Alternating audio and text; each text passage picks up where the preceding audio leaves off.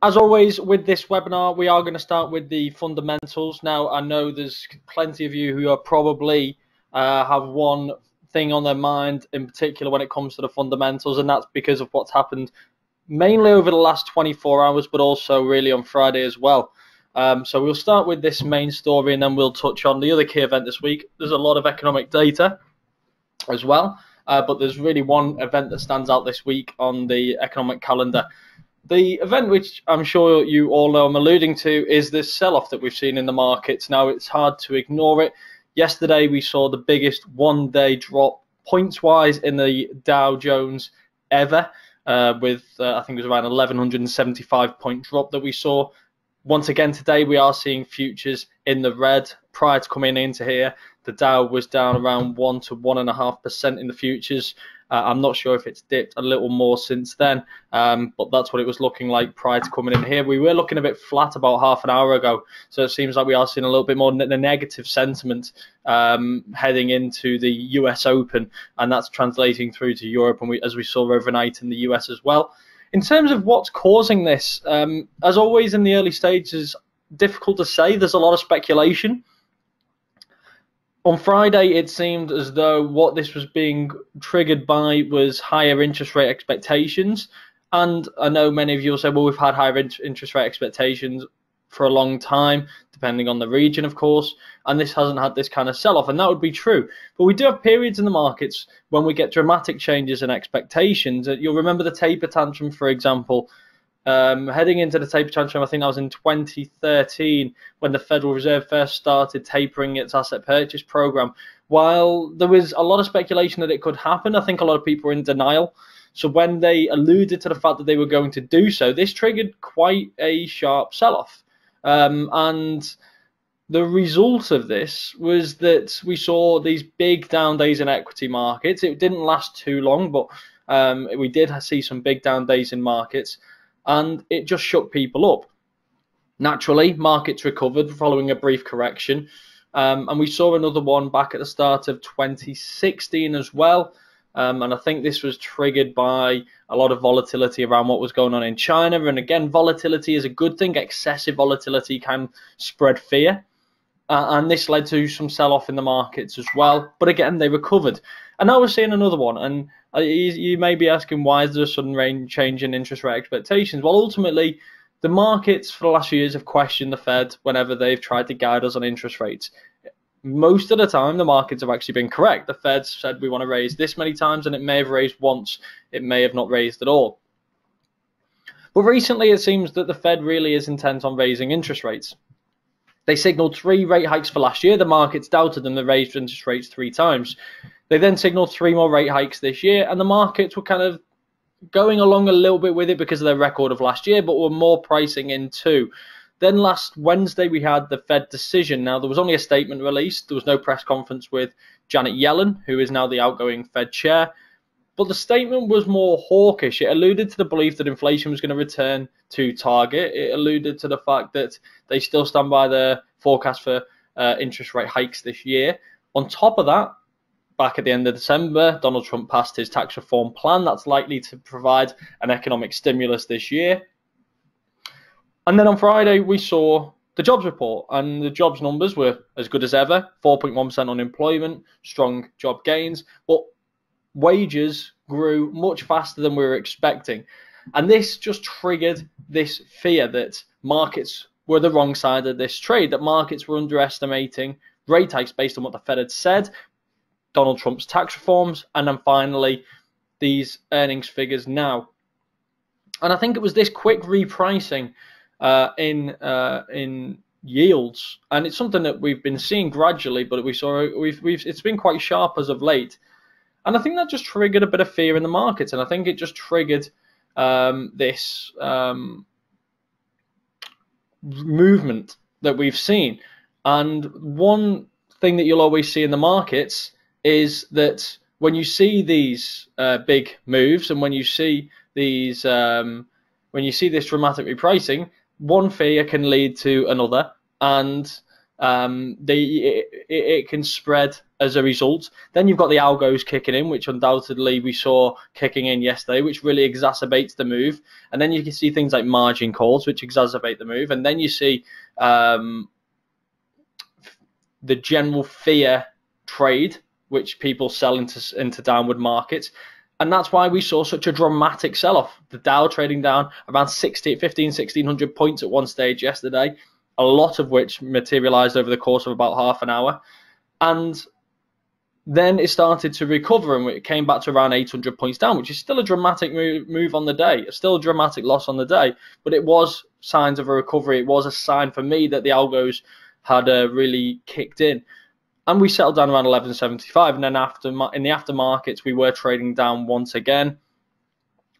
Not long after the market shut, the futures were showing around a 4.5% decline again in futures market, which gave us a negative impression heading into the open. It gave us a negative feeling in the Asian session as well. And that gradually paired back to around zero and flat on the day, and even in the green at times, even up to about half an hour ago.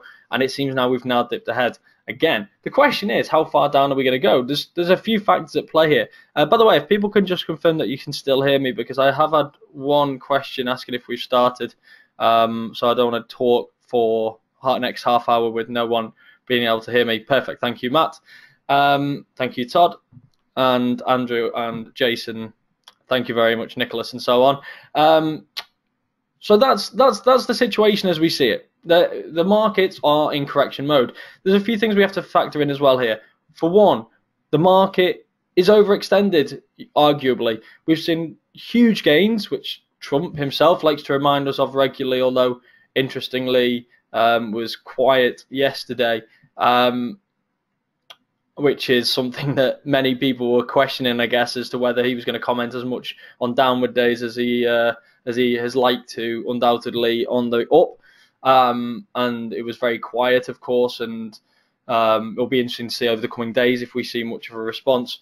But I think the thing that people are really interested in here is we've seen such a strong rally up. People want to know whether this is a corrective move or whether this is more of a sign of a downward market in the near term.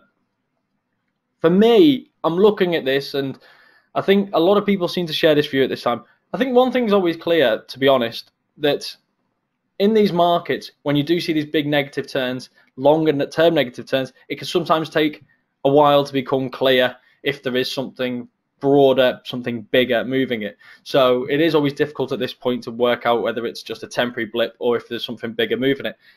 I'm looking at this right now, and I'm looking at the economic data. I'm looking at the fundamentals, the improved overall economic fundamentals, not just in the US, but globally. And I'm thinking that this is just a short-term reaction. I think this is just a corrective move at this moment in time. I think markets have got a bit ahead of themselves, both in terms of equity markets, but also in terms of recent rate hike, interest rate expectations. And I think this has triggered this corrective movement. I don't think it's going to be long-term. That's not to say it couldn't last this week. That's not to say there's not more downside on the table. Markets have made dramatic gains, and with that comes corrective moves. I don't think this is anything more than that at this moment in time. It will be very interesting, though, to watch markets over the next few days, because clearly there's a lot of volatility in the markets right now. There's a combination of fear. There's a combination of dread to an extent. There's a combination of all combined with people questioning their views on whether the market is as bullish as they would appear, as they would have thought. I think even people are going to be looking at this Bitcoin move and seeing if they are related, which I personally don't think they are. I think the Bitcoin move is completely separate, and the fact that we've seen massive declines in Bitcoin, I think, is purely isolated to Bitcoin itself. There's going to be a lot of questions asked, is what I'm saying, over the next week or so.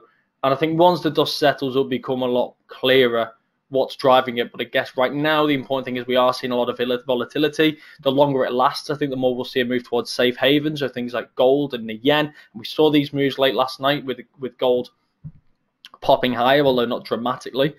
And so that I guess that's my thoughts on what's happening in the markets right now. It's hard to come to a concrete judgment on the moves at the moment, especially while they're still materializing, and with very little of coming out beyond speculation. I've been asked 10-year yields rising. Well, 10-year yield was rising in towards the end of last week based on higher interest rate expectations. I think it got up to around 2.85% there or thereabouts. I believe it dipped late last night in response to the trading. If I'm honest, I haven't looked at it in the last few hours, so I couldn't tell you what it's doing today. Should the market sell and should the equity markets recoup their losses, I think we will see US yields gradually rising. I do think the Fed is intent on raising rates 3 times this year. It could even be 4, and that would be conducive with higher yields. And I think we are seeing this on a global scale as well, not just domestically in the US. I've also had a question, if this is an interest rate reaction, would one look for dollar demand to increase in the near term? Very good question, Nicholas, because the reason why that's such a good question is because even though interest rate expectations in the US have been rising recently, the dollar still hasn't performed particularly well.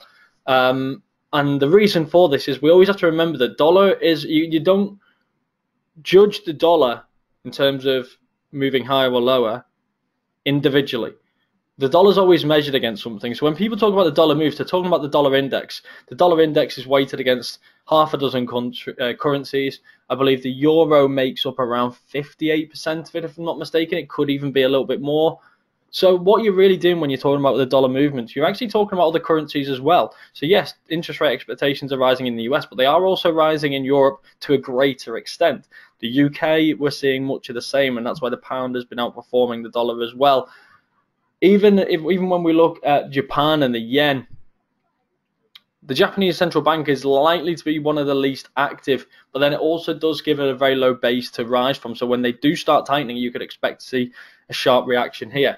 So just because interest rate expectations are rising and just because maybe the 10-year yield for US treasuries could increase, it won't necessarily translate through to a stronger dollar. It will depend on what the euro and therefore the European Central Bank, the pound, and therefore the Bank of England, etc. are doing. So I hope that answers that question. In terms of the rest of the week, though, as I say, there is plenty of economic data, as you can see now on the economic calendar here.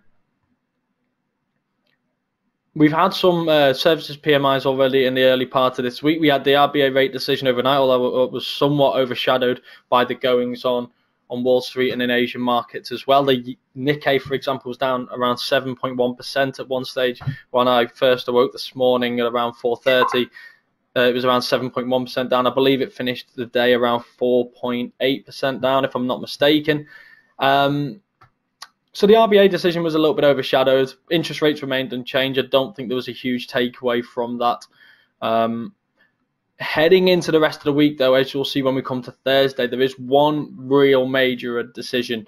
Not necessarily expecting a change in monetary policy. We've got the RBNZ decision as well on Wednesday, I should note. So for those of you who are trading the Kiwi dollar, keep a close eye on that. I should note as well that the policy ECB meeting is non-monetary policy, so probably won't affect affect the euro, I would imagine. I've been asked a question here, can I give some advice on which direction to trade euro dollar this week? Unfortunately, that isn't something we do. We can't advise at all. So as per the disclaimer at the start, none of this is trading advice. This is purely for information purposes.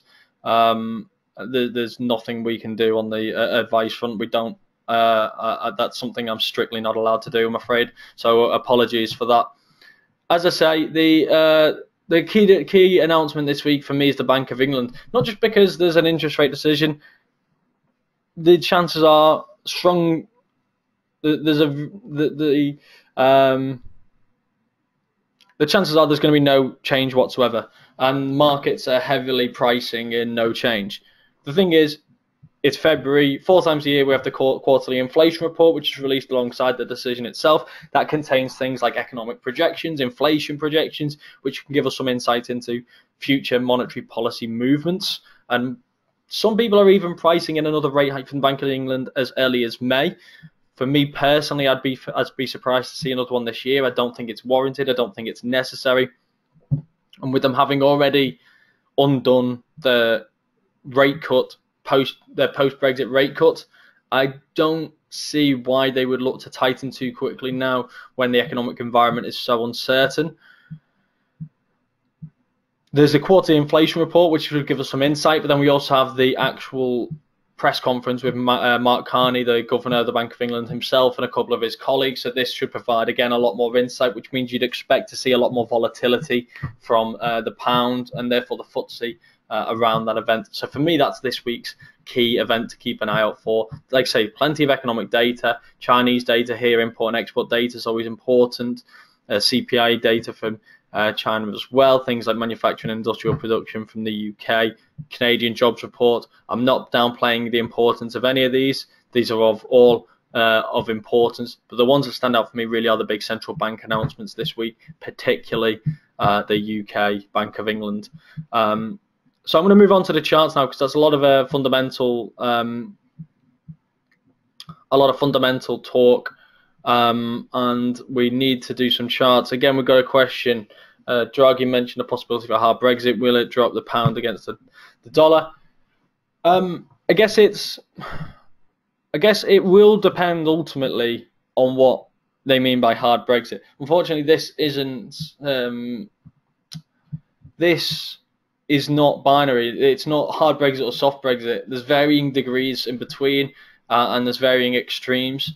I don't think we're going to see a particularly hard Brexit, because it's not in anyone's economic interests. It's not in anyone's political interests either.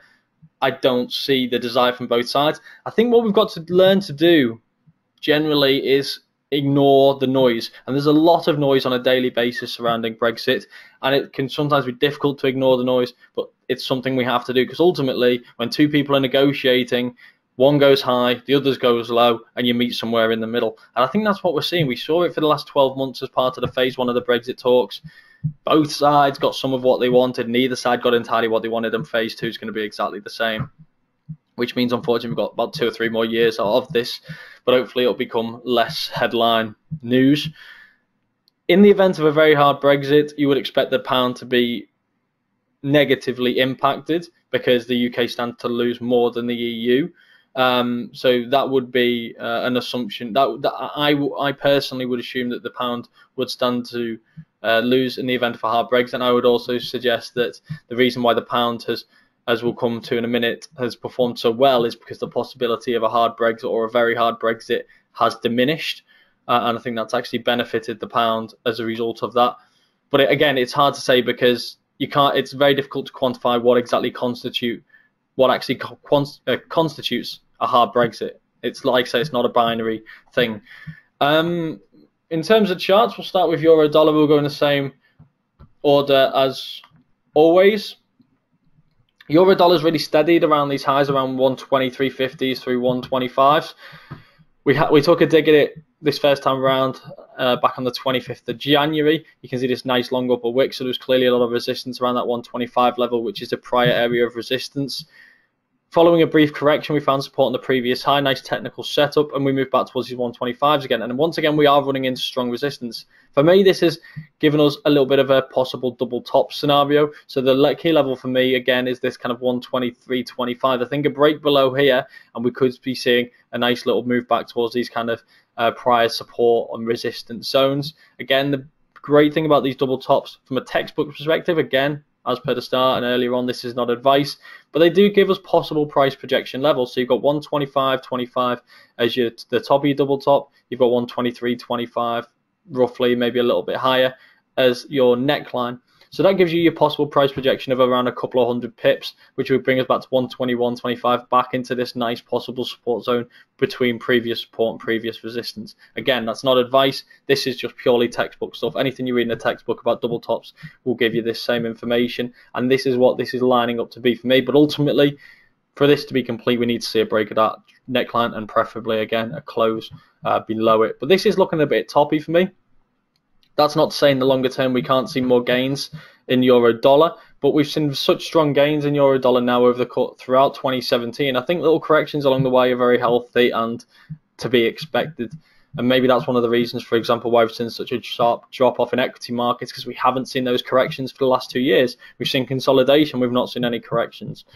And maybe it's a bit of complacency on that part, which is contributed to the drop-off that we've seen in equity markets. The pound dollar looks to be in more of a correction mode as well.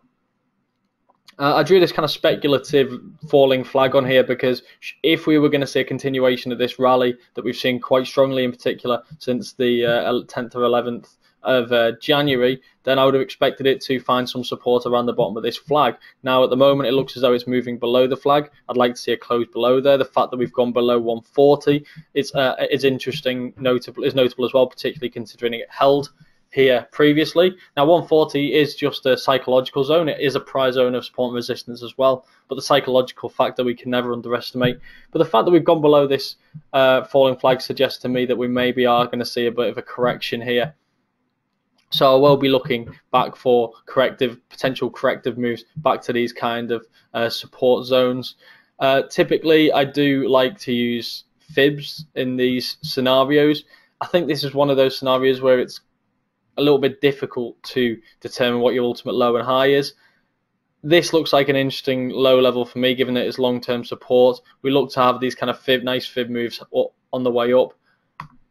I would call this a speculative fib, the reason being that I just don't think there's a clear-cut low. In fact, the clear-cut low is all the way back here, ultimately. So with that in mind, I'd call this a speculative fib. And given the fact that the 50 and 61.8 falls around this prior resistance, that would strike me as therefore being a very interesting zone should we see a correction back to this level. If this is a bullish continuation pattern and just merely a correction in that, then this would be a particular area of interest as far as I'm concerned. Just remove that. So that for me, should we see a close below here, I'm very interested in this zone here in particular. 38.2 could provide some support as well, but ultimately a move back to here I think would be a particularly interesting area. Euro sterling is very choppy. It's one strong currency against another, and as you've seen, when one pulls off against the dollar, the other seems to be doing so as well. So from a technical standpoint, I'm not really reading too much into this. We've got possible zones of support, but again, we've come back to that prior support here, and then we've gone higher, we've gone back to that resistance. If we move through here, then I'd be looking towards these kind of levels, but ultimately it's just very choppy, very range bound. I'm not getting too much of a directional bias. Possible areas of support and resistance around this kind of congested area here, but as you can see, we've broken through, so nothing particularly reliable in the middle of the range bound zone here. If anything, I'm kind of looking at this middle range bound zone thinking if we break through here, then we could get up towards this kind of top end, and below we could get around towards this kind of bottom end. But ultimately, it's just a very choppy market right now. We're pitting two strong currencies against each other, and that tends to be good when you look comparing it to, say, the yen or the dollar, etc. When you pit them against each other, one against the other, then it tends to make for quite choppy markets that are, from a technical standpoint, just ends up looking a little bit messy, which is what you can effectively see on this chart right now.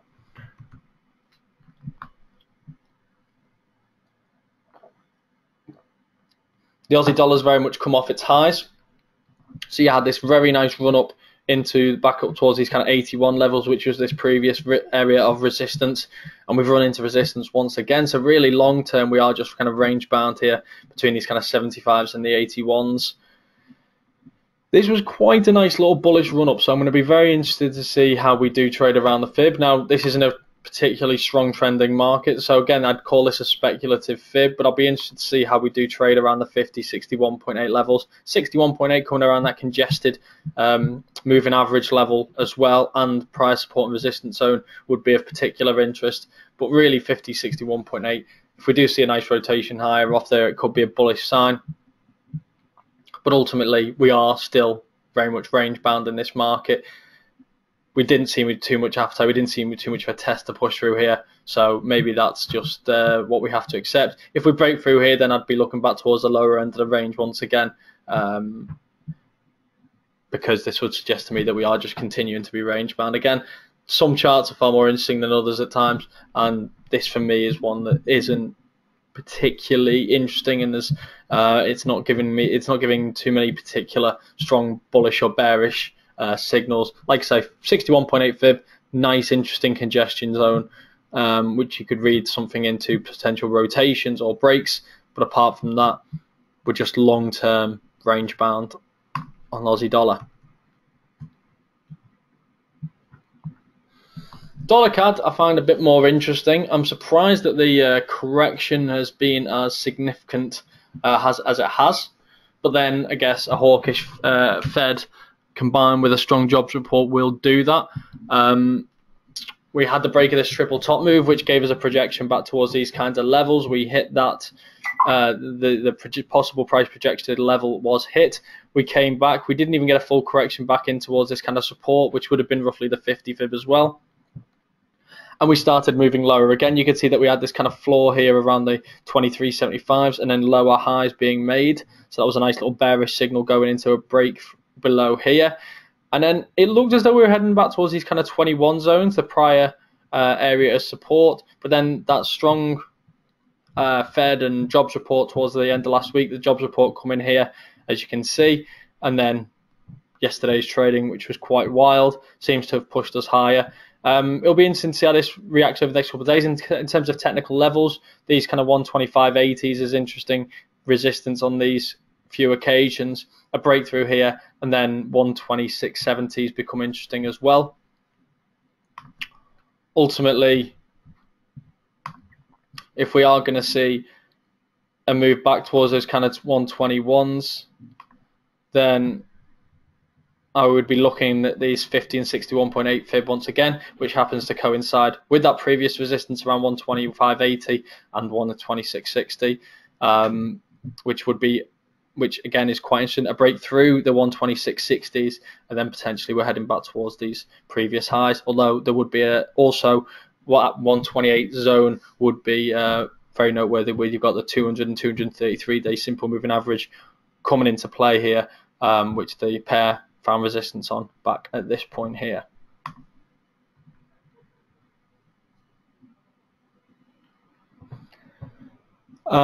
Sterling CAD, we didn't get the rebound off the 50, 61.8, even the 78.6 fib, which is something I think we highlighted in the previous webinar. We just cruised straight through all these, so this break wasn't much for the longer term.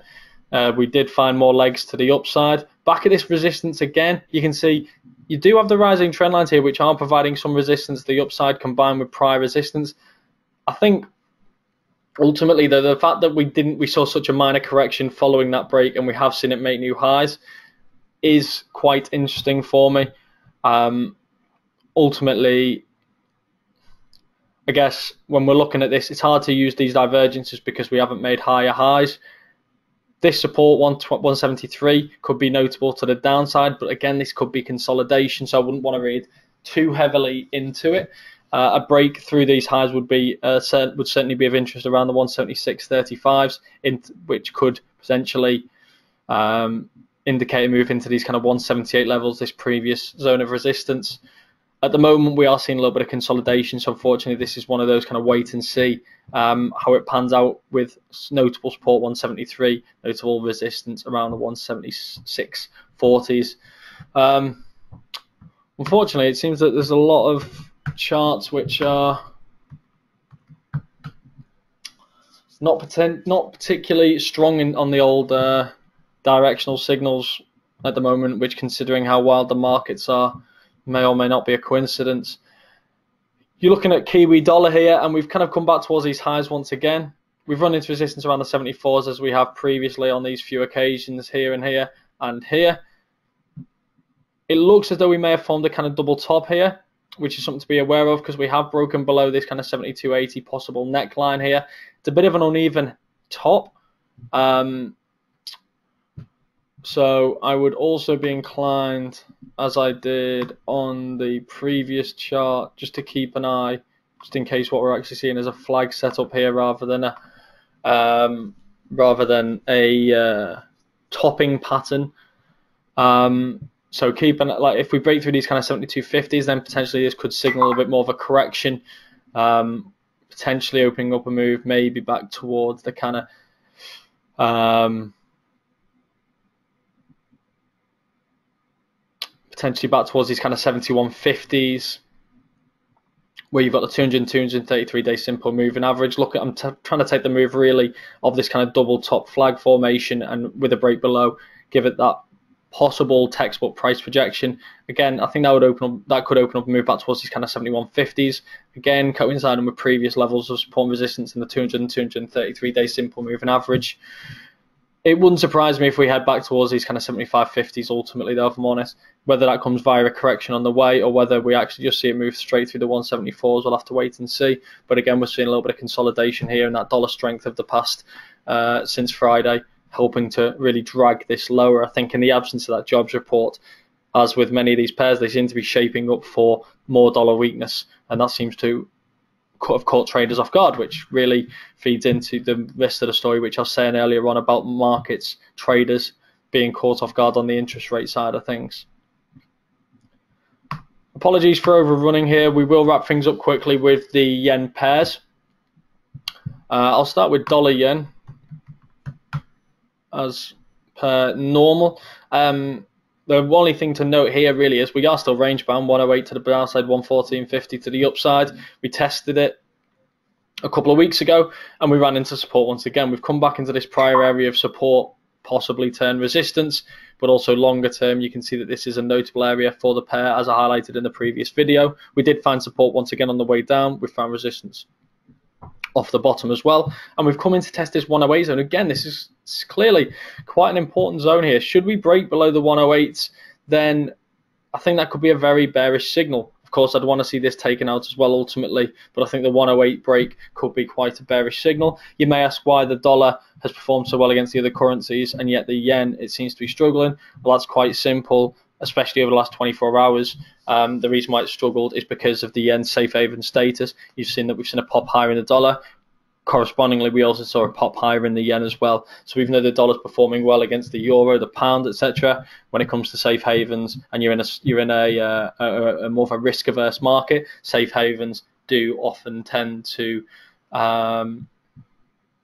take preference, and that's exactly what we've seen with this particular pair. 108 continues to be important to the downside.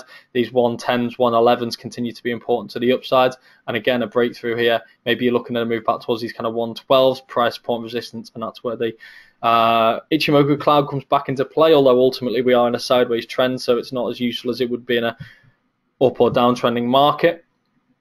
So 110s to the upside is key. 110, 111, and then above here around the 112s is key, but ultimately a break below this 108 for me would be quite the bearish signal.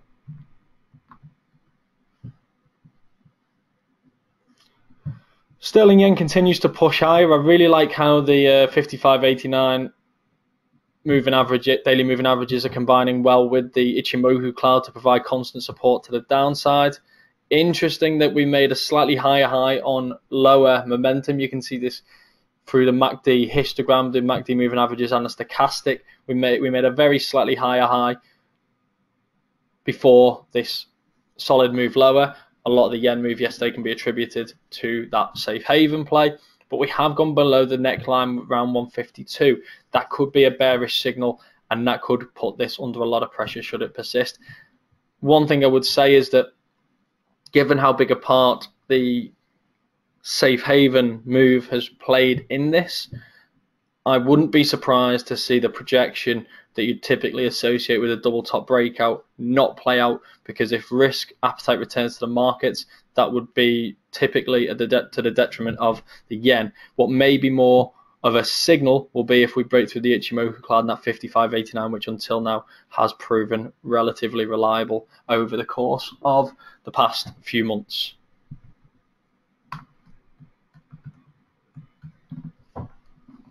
Finally, euro yen, like the pound, we are seeing new highs being made. We're seeing the trend continue. We're seeing the 55.89 combining with the Ichimoku cloud to provide support along the way up. Again, we've come back towards the cloud.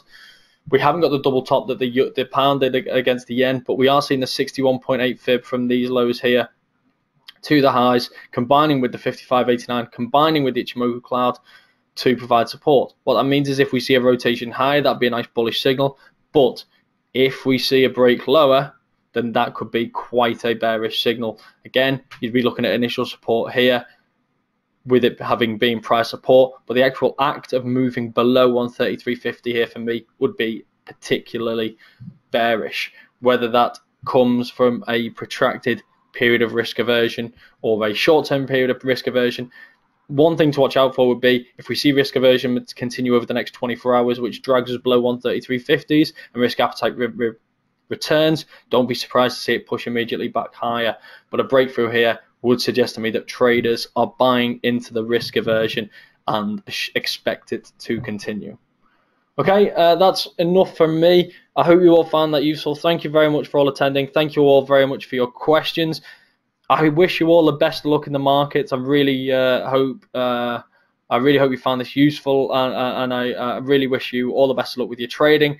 And hopefully, and I think it's going to be another extremely interesting week for the markets. But thank you very much for joining us again. Join us again very soon, and we'll be holding yet another webinar. Any questions in the meantime, please feel free to send them over either via GoToWebinar, or you can follow me on Twitter, Craig_Forex, and feel free to ask me questions there. I'm always happy to help out.